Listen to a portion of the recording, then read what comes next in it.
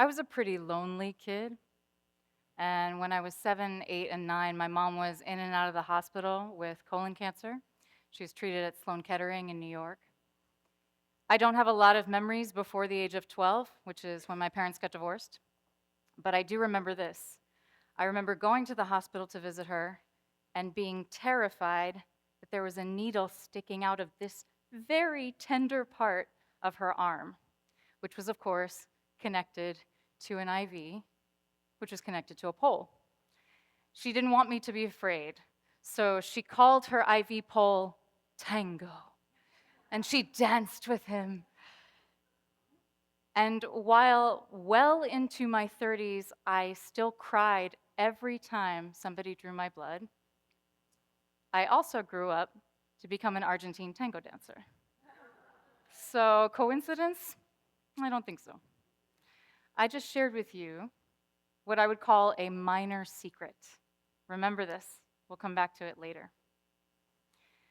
I don't think it will come as a surprise to anybody in this room that we are living in the most digitally connected and yet the loneliest time that has ever been. Digital connection, it has a place and it can keep us from starving, but it will not make us well fed. I'll give you a little story about that. In January 2020, I went to Bali on a 2-month vacation.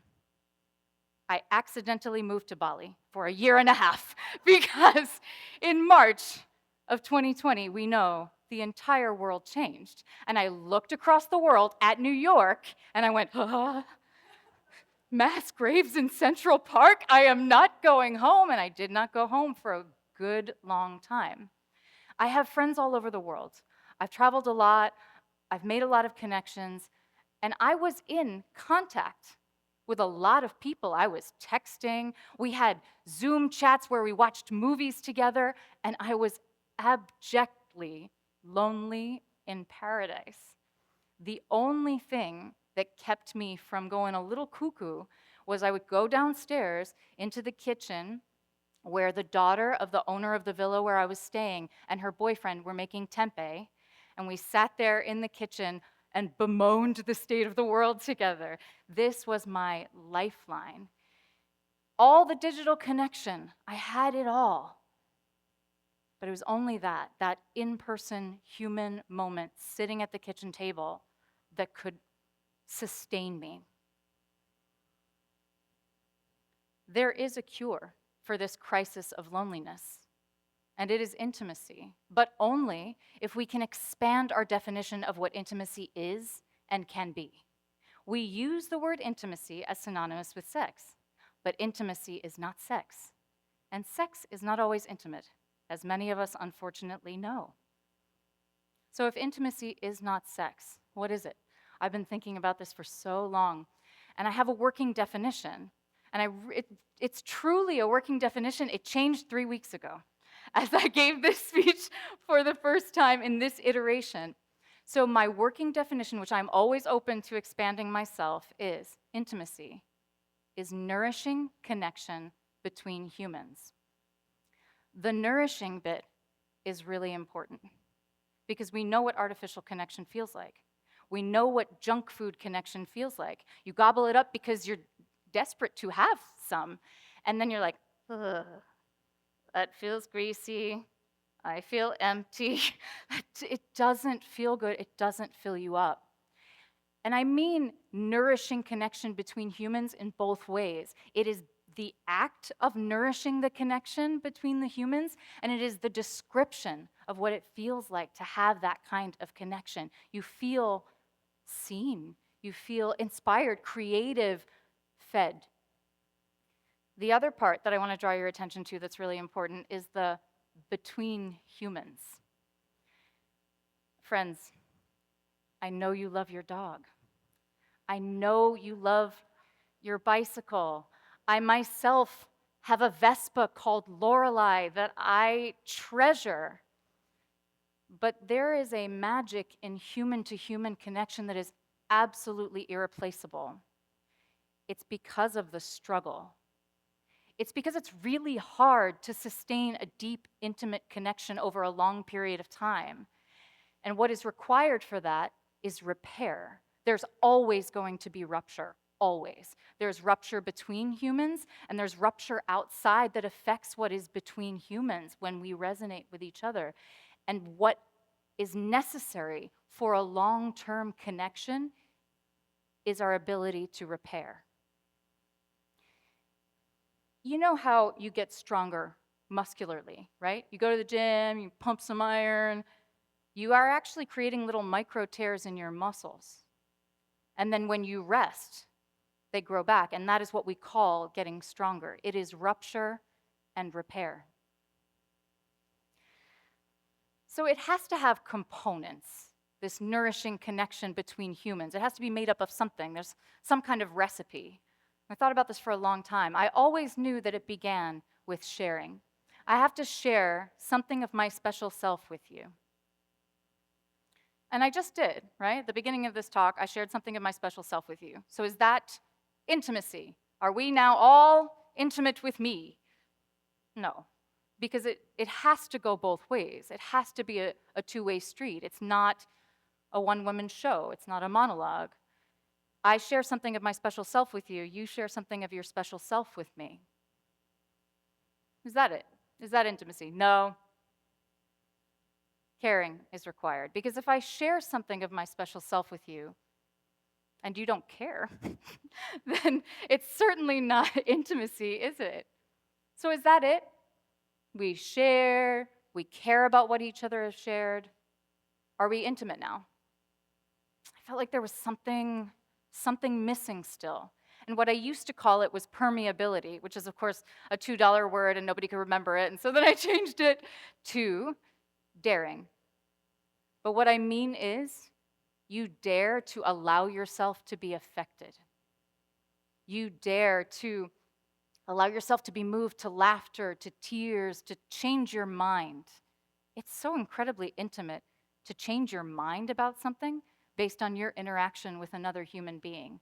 I have this all the time with my gentleman, and it is difficult and gorgeous. Sharing plus caring multiplied by daring equals intimacy. My wish for you, my true wish, is for you to be well-nourished. And that means sourcing connection from all of the different places that are possible. What are those places? I have 7 types of connection to offer you. The first that I will share is friendsome. This is not a real word. I made this up. This is a word now. I love it. Friendsome. You know what I mean. It's all different kinds of friendships. And I think of friendship a bit as a planet.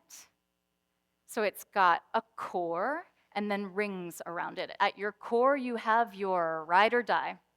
You have your 3 Musketeers friends, maybe your hospital friends. These are the people who would stay up all night with you. These are the people who would help you pack up your mom's things on the night that she died. And the next ring out, you have your dear friends. They know they got all the tea. They know everything that is going on in your life. You share it all with them. The next ring out, you have your activity partners, the people you play pickleball with, the people you go to Toastmasters with. Adam and I are in the same Toastmasters group. Christian is here tonight. We are a tight-knit group. And then I don't want to discount, all the way at the bottom here, you see weak ties. During the pandemic, researchers realized the importance of weak ties. Maybe this is your barista who you see every time you go in. They know your order, and you have a little chat. That's important. That is a part of planet friendship. These are connections born of caring. That's the conduit. Friend, that was the pointer. Advancing now. Next, familial. Not just the biological, but also the surrogate and the chosen. Chosen family is incredibly important to me. As someone who has not historically been close to my biological family, The people that I have drawn into my web for 10, 20, 25 years are my family. There's all different kinds of family, and then I will call your attention to what is separated at the bottom. There are more sinister versions of familial connection, cults, gangs. Nobody joins a cult unless they are longing for belonging. That's why. So while these are dastardly versions that can be extremely harmful, I include them in the familial category. Professional. Could be your work wives, your work husbands, your work spouses. But maybe it's also, teammates, bandmates, somebody you have a startup with, teachers, students, people you volunteer with. This is a connection born of labor. This is one of my absolute favorites. I call it kindred. What I mean by this is you've been through the shit together, or you've been through similar shit separately and came together later. So these are your 12-step groups, your bereavement groups. These are connections born of struggle.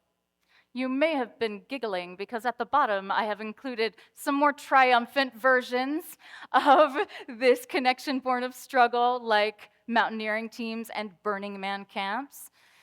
Burning Man camps survive a giant art project in the middle of the desert together, so they definitely qualify as kindreds. Sensory. Connections born of skinship, of skin contact. Dance partners, acrobatic partners, martial artists, wrestlers.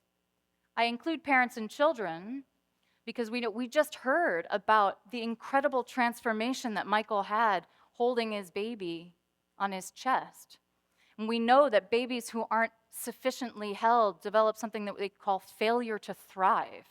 This isn't just babies. This is us. We are all this way. We need skin contact. We need skinship. My friend's mother, who's a psychologist, says you need 8 hugs a day just to feel normal. Not even to feel fabulous, just to feel normal. Did anybody get 8 hugs today? Yes, yay, yay for you, yay for you, yay for you. I'm so glad. Most of us, not so much, This is incredibly important, the sensory connection. Erotic, connections born of sexuality, all different types of lovers, including shooting stars that just come once. And romantic, connections born of passion. Now, I've included relationships, romantic relationships, but I've also included passionate friendships. Because have you ever had a romantic friendship? Yes, some of you?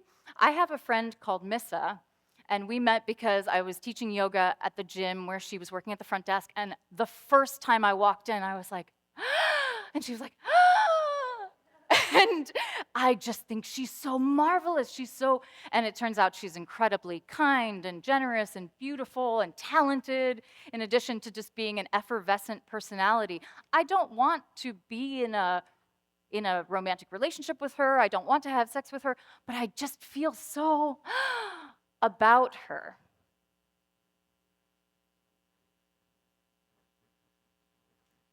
Now, maybe you're thinking, but I have more than one of these types of connection in my relationships. Of course, most of them are a kind of cocktail. So you'll have multiple intersecting, layered connections in each given relationship. And I wanted a way that you could visualize that. So this is a star graph. And you see there's the 2, 4, 6, 8, 10. So you can plot a relationship on this. One way that you could use this is you could do this with somebody you have a connection with, whatever type of connection. You can sit down separately and you plot your relationship the way that it is now. And they do the same. And then you plot your relationship the way that you wish it would be. And they do the same. And then you talk about it. It's very spicy, or it can be very spicy, because there might be a gap between what it is and what you wish for it to be. Here's some examples. Not of the gap, but of the relationships. This is my friend Julene, and this is a very good example of what our relationship is like. We are very silly together. We've been friends for a long time. We used to be in a tango scene together in Portland, Oregon. So there's some kindred in there because some shit goes down in tango communities. and there's some sensory there because she's a very, very tall, gorgeous, model-esque woman. She is a model. And I am not so tall, and I don't really lead, but sometimes I would try. I would try to lead her, and it would be sort of like Boris leading Natasha. So we have a little bit of that sensory connection and a little bit of that familial connection for showing up for each other. This is my friend Denise, who was a housemate of mine in New York. Long-term friendship. There was so much stuff. Living in an intentional community with 13 other people really puts you in it, and we went through it. Not just the dishes, but kicking people out. Oh my gosh, one housemate, she ran into the street naked because she was having a manic episode in New York City and Brooklyn. All kinds of stuff. So lots and lots of stuff went down. He is a sound guy. He's a sound engineer. He's done sound for several of my live events. We call each other Villa siblings. He's my Villa brother, I'm his Villa sister. And then we give each other hugs, so it's a 2 on the sensory. Maybe you heard these types of connection and you thought, well, I don't know if familial will really be possible for me because I'm estranged from my family. Or I've got so much stuff around touching people, I don't know if I'll ever have a good sensory connection. My ask is for you to hold a small candle of possibility. And I'll tell you 2 stories. The first is, I moved back to St. Pete under duress. I was living in LA, I was finally giving it a real go at my dream career in film and TV. And I got the call that said, hey, your mom's not doing too well. You should probably come here. And that was the beginning of a descent, a long descent. So I came back because I was the only one and because I felt obligated, and I came back, I will admit, with not so much grace and with some resentment and some bitterness and some anger and a lot of sadness. But I came back. Took about a year, I think, for me to wrap my head around this, to get a grip on it. I had a lot of help from Adam. Adam let me live in his guest room for 6 months. I had a house to live in, but I wasn't doing so well. Like, I wasn't drinking water. I wasn't getting up. I was just kind of like a slug in bed. And after about a year and going to Toastmasters, I started to emerge again. And I went to Florida-Rama, the funky art gallery in St. Pete, and they had this incredible exhibit up, these giant sculptures that I call very mixed media. There's like Afghan quilts, and there's phones, and there's gemstones, and there's all kinds of objects that people keep. It's about memory, what we keep, what we put away, all mixed together. And I saw that they were having the exhibition opening. And I thought, I have to go. I have to go, and I have to tell this artist how I feel about her work. I went, and I ran into a guy I had known in high school, because I went to Pinellas County Center for the Arts in St. Pete. Hadn't been back in quite a while. And he turns out to be the love of my life. We had crushes on each other in high school, but he was very aloof and very, very confident, very charismatic, and I was intimidated by him. And as it turns out, he was quite shy, and he never asked me out.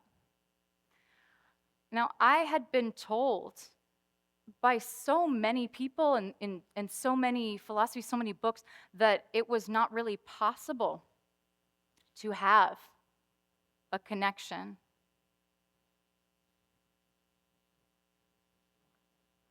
that spreads through all of the types. And I have it now. I think that's remarkable.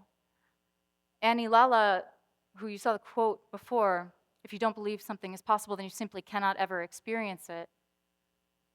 I held a little candle flame of possibility. It wasn't even hope, because hope kind of felt inaccessible to me, but it was possible. And it is possible, and it turns out that in my 40s, now I get to have this connection that is not just sexual, romantic, but is also professional. This is my greatest creative collaborator I could ever find. I think we have 10 or more sets of characters that we've developed just because we're spending time with each other and doing silly voices. We're probably going to make YouTube videos just to make it, because the entertainment industry sucks and we should just make stuff ourselves. I wasn't sure if I could have something like this, but I held that little candle flame of possibility. The other story I want to share with you is about Sula, who was my mother. This is actually in the bathroom at Florida Rama. I took her there 10 days before she died. Obviously, she's been my mother my entire life. Familial is all filled out. We have been through so much shit together, so kindred is all filled out. And then there are times when I would share things with her like I would with a friend. And she was a remarkably intelligent woman who studied social work. She was deeply emotionally intelligent. So I came back, I told you, under some duress and with some resentment. There were times I wasn't even sure that I really loved my mother. And I was worried that we might get to the end of her life without me being able to feel that and express it. I was very worried that she was going to be alone also. But she was not alone, because I was there. We were in Atlanta. Zach was going to a concert. He was giving me an opportunity to have a 2-night staycation where I could just relax in a hotel bed and take baths and read things and just take a break from the maelstrom of caretaking. And the second day that we were there, I got the phone call that said, "You'd better come right away." And I saw my mom on the video call, and she was doing this, and she couldn't speak. So I tried to fly home that night. Zach flew home that night. My flight didn't fly. And Zach went and stayed up the entire night until my flight got in. And I came and relieved him by the bedside, and he went to work. No sleep. And I thought, well, this is my husband. This is my husband.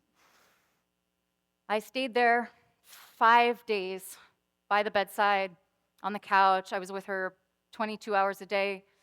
The hospice crisis care team was there with me. So they would say, go, take a shower. You can go get some food, go take a bike ride. And I was so relieved that they were there that I felt comfortable enough to take a moment for my nervous system to try and calm myself. When they told me, it's time, go in there, she was doing the agonal breathing.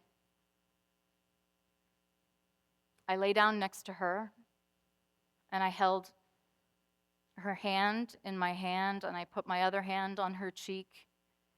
By this time, my mother, who had 3-4 languages, had lost them all and went back to Portuguese, her first language, which I thankfully had learned right after college.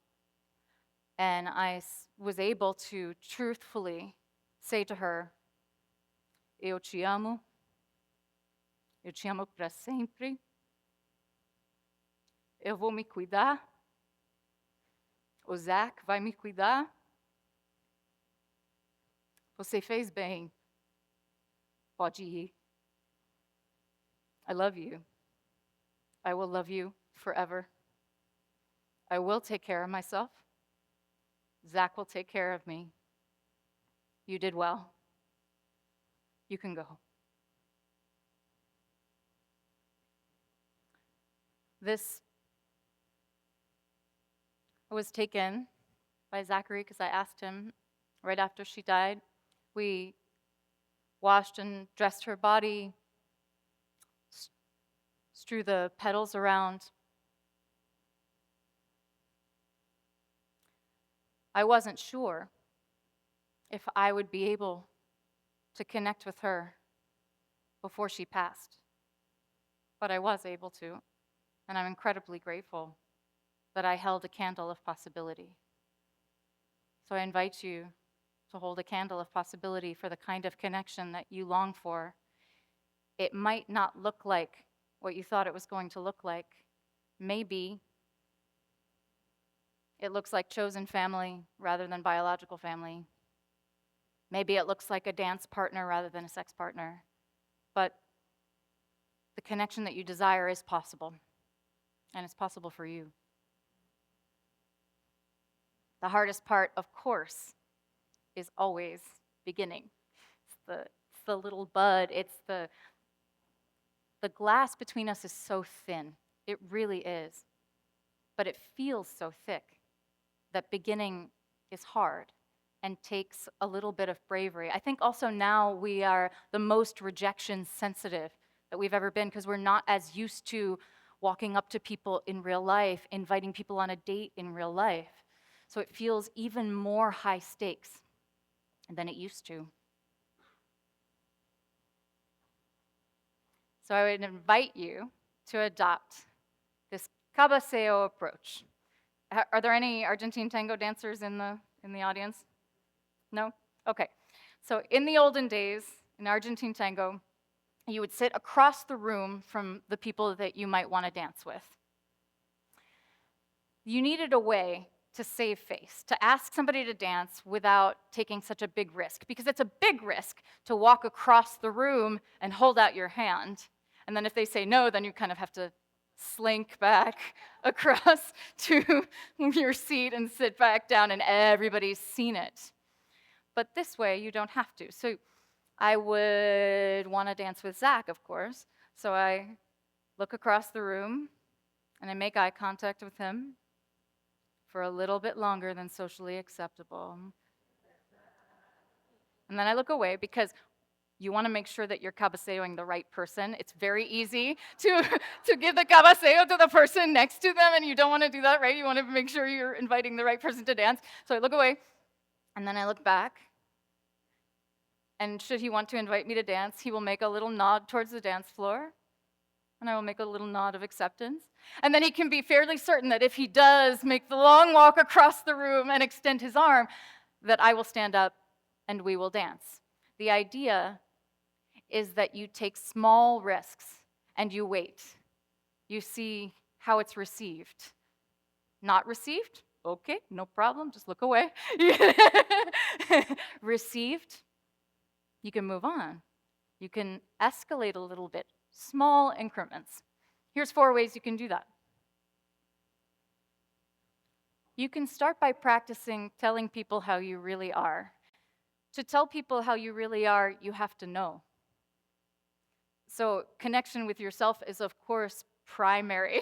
You have to figure out how it is you are feeling. And if you're having trouble with that, I suggest you start at the level of sensation.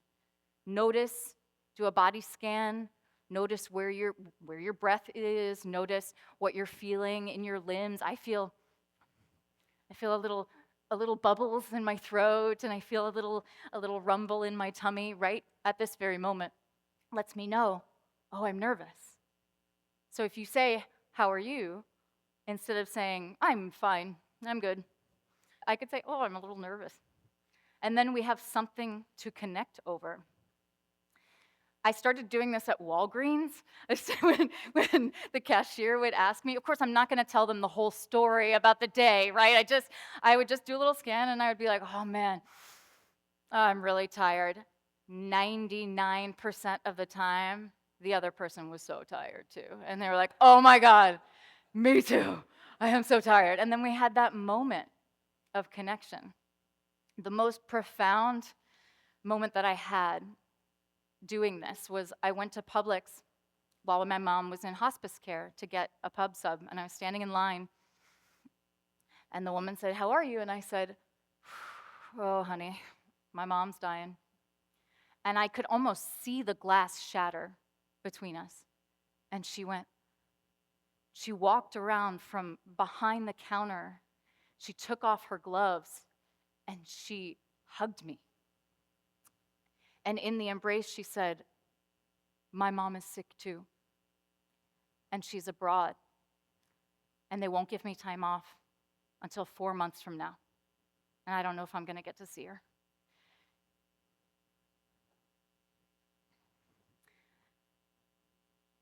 Telling how you really are builds a bridge made of vulnerability. Offering a genuine compliment builds a bridge made of enthusiasm. I love giving compliments, and I have a theory about compliments, which is that they don't belong to me. They belong to the person that I think them about, so I need to return them to their rightful owner.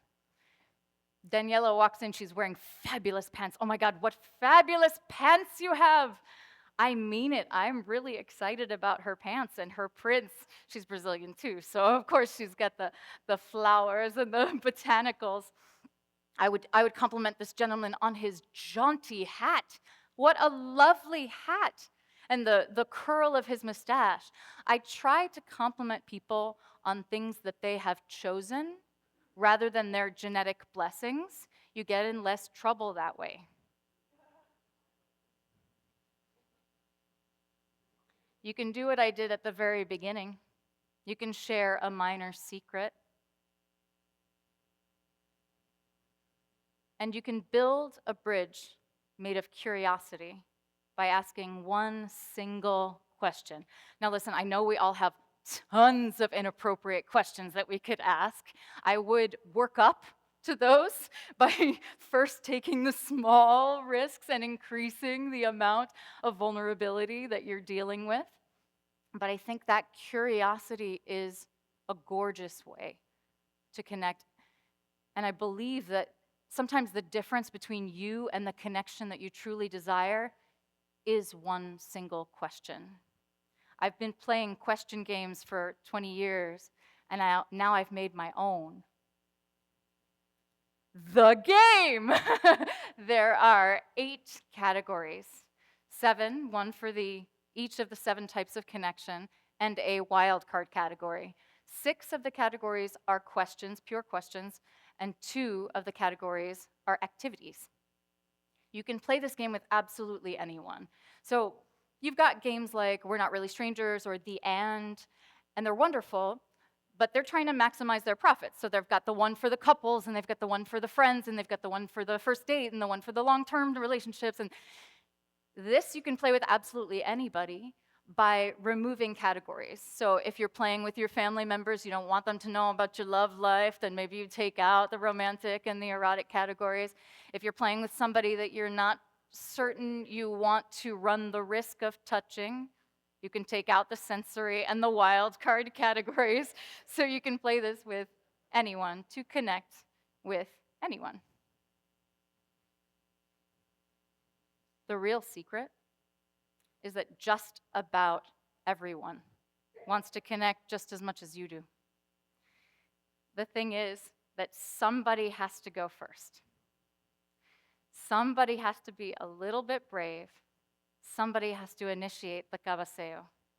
So if it's you that wants more connection, if it's you that wants to connect with anyone, be just a little bit brave and go first. Thank you.